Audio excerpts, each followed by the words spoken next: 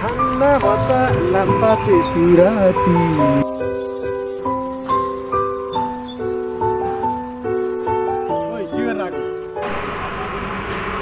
ए अल्छी लगाएर घाम ताप्दै फोन हेर्दै बसिरहेको जाँट आइज बस।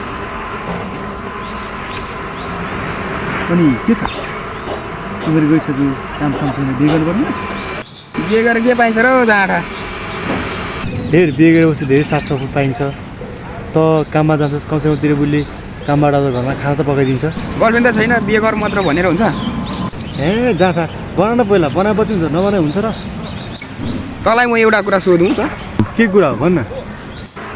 तँ आमालाई बढी माया गर्छस् कि बुढीलाई बढी माया गर्छस्? ए आमा भनेको आमा नि यार आमाले हामीलाई 9 महिना कोखमा राखेर जन्म दिएको म त अभियसली आमालाई माया गर्छु नि बिहे त अर्को पनि गर्न सकिन्छ नि। त्यसो भए त अर्को पनि बिहे गर्न सक्दो रहेछस् तेरो बुढी चाहिँ मलाई दिएन त है। के सोचेथे जिन्दगीमा के भयो आज